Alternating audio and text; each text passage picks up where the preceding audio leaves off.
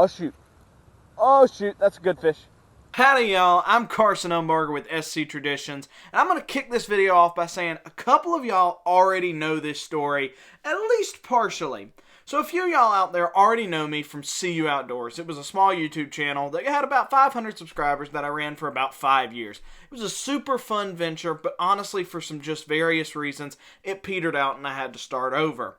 But one of my fondest memories regarding that channel was catching my absolute biggest largemouth bass I've ever caught. And the other really cool thing about it was I caught it all on camera. So we're going to show the original clip today, but what I'm going to do is throw in a little bit of backstory behind it that SC Traditions will have over See You Outdoors. So it's some things that See You Outdoors missed just because of the nature of the video that y'all are going to have this time. So I'm going to kick it off by explaining the backstory and the stuff after catching the fish, and then finally we're going to try and finish the video by getting outdoors and trying, maybe just a little bit, to catch a fish just as big. We're going to see how it goes though, y'all. This is SC Traditions, and we do it like that. So to kick this story off, we're going to go back to the day before I catch the big fish. So it's summer of 2020, specifically June of 2020.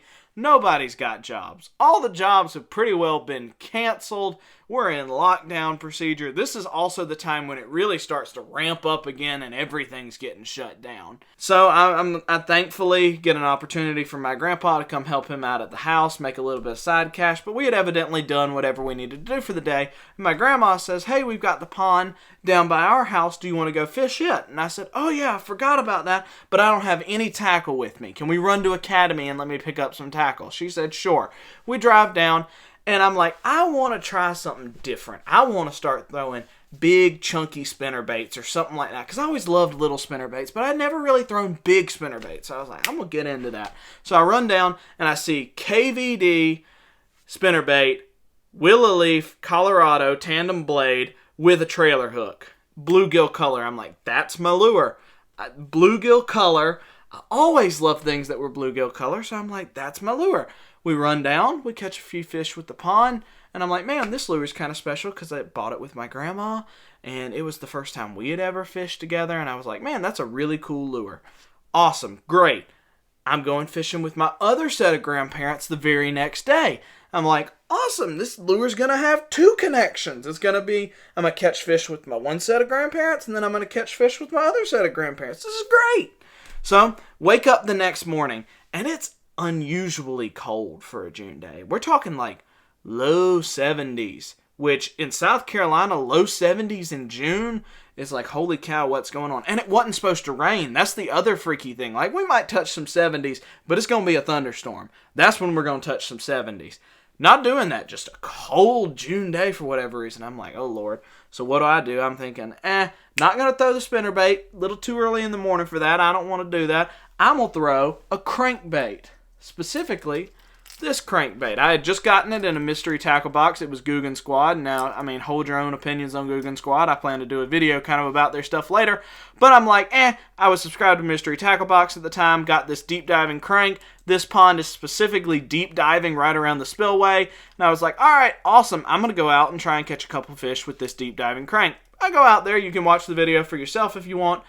I catch 1-2 fish off the deep diving crank, and then the sun starts to come out. And I'm like, ooh, now we got some spinnerbait weather. So I start throwing my spinnerbait. I'm throwing a chartreuse spinnerbait, and I break my rod. And I'm like, oh, snot.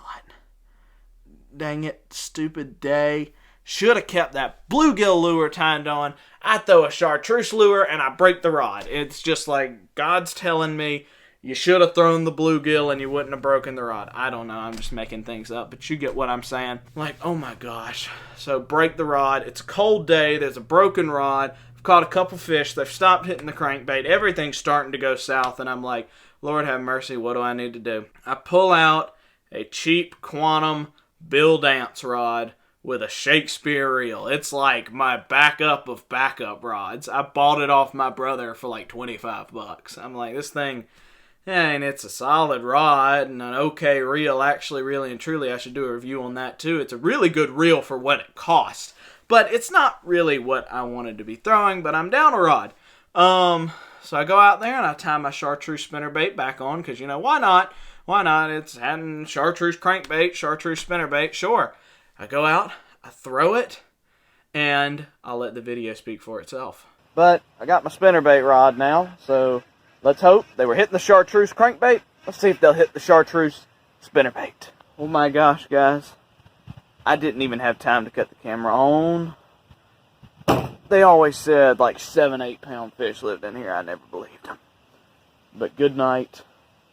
I think I just hooked up with one.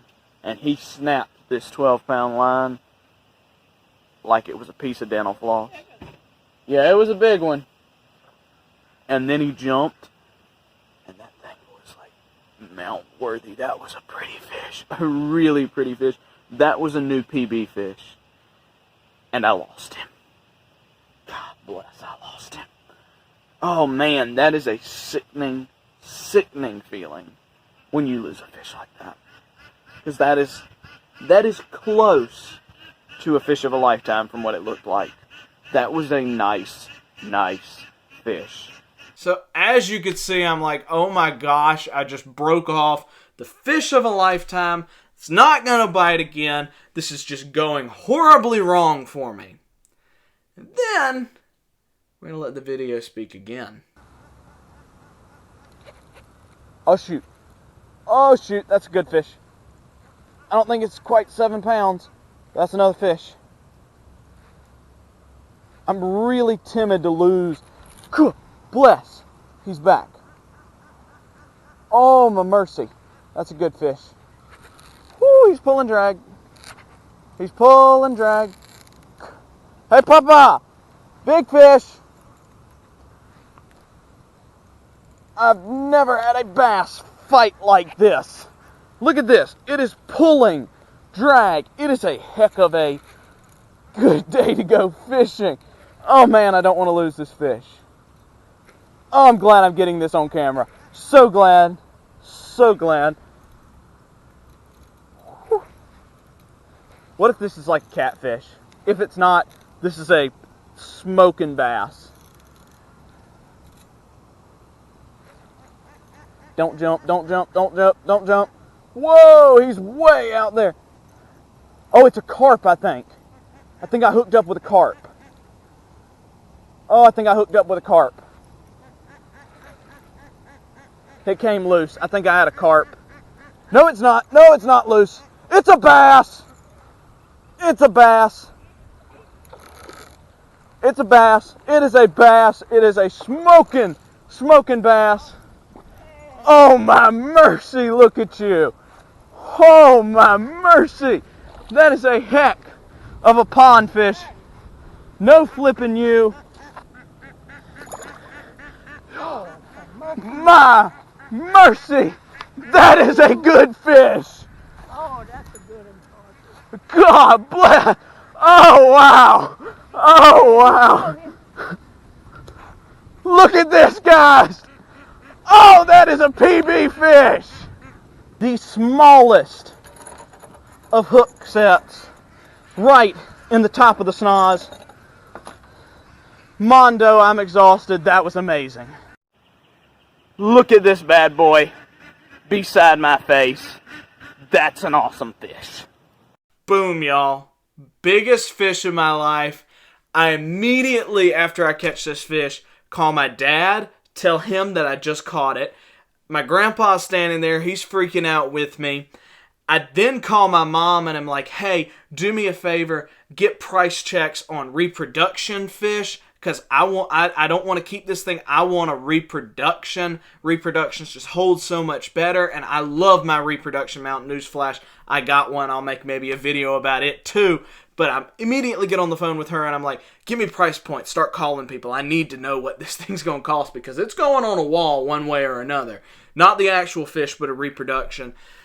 All of a sudden, that lure's got all kinds of new special meaning to me. I'm like, I bought it with one set of grandparents. Then I catch my biggest fish ever. Like, every grandparent's got a connection to this lure.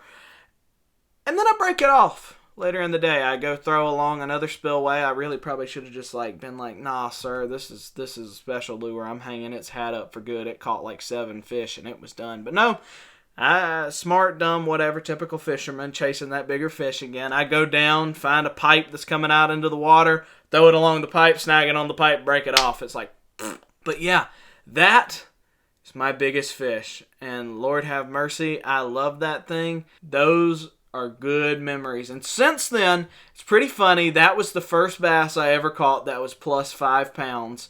It was 7.82 pounds. And since then, I've had the privilege to catch 4 or 5 additional fish. If you saw the TikTok video that I released lately, plus 5 pounds. Just a really cool opportunity. I've gotten a lot better at fishing. I know when to throw these heavy-duty crankbaits, when to downsize. Wacky worms have been my far and away most productive big fish catcher, but they also catch little fish. So, I mean, it's really and truly get out there and throw what you're comfortable with, guys. But that is my biggest fish. So now that I've got my soapbox out of the way, I got 2 requests for you. 2. Number 1, get out there and go fishing on your own. Catch a big one like that and tag SC Traditions in it. And then 2, stay around for the video. Subscribe right now, but stay around for the rest of the video because now we're headed outside to go bag ourselves a fish. Fingers crossed, hopefully as big as the one we just caught earlier in this video. Alrighty, y'all, so as you could see, that's the story behind my biggest fish, and I figured what's a better way to end a video just like that than to get out there and try and catch us another fish, maybe, just maybe, as big, because I'm sure they live out in this golf course pond, as that last one that I kind of just detailed. So we're out here with a wacky rig, of course, not a spinnerbait like my biggest fish that I've caught. This pond, though, has kind of a unique connection to that, and maybe I'll explain it if I come spinnerbait fishing out here again. But for now, we got the wacky rig with a little bit of green pumpkin worm on here. We're going to flip it around at the golf course pond and hopefully, just maybe, hook up on something just as big as what I just talked about. Till then, though, you never know till you get a line wet.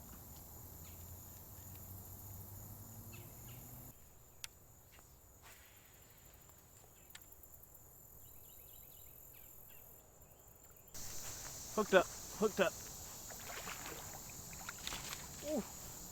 Ooh, you a pretty chunky one there, sir. How about that? Now that there, y'all, is not an unhealthy fish for this pond. That's actually a really healthy little like 1.5 pounder, 1 pounder there. No, nowhere near as big as the 8 pounder we just detailed in the video. But I gotta say, I cannot complain. Now, I will wholeheartedly admit, I did not catch him on the wacky rig. I only brought 1 worm down here, kind of dumb. Instead, I had a rooster tail with me as well. Hooked him up on the rooster tail. See that little bush right there? Threw it right alongside that bush. Didn't have the camera rolling, but cut the camera on just in time to reel him in. Not a bad little fish. Let's get the release on. Well, y'all, last cast. We'll see what we can do. Darkness is setting in. The microphone battery is dead. I think 1 fish is what we're going to have to say for today. But hey, you know, that's okay. We told a pretty cool story. We caught a decent little fish for this pond.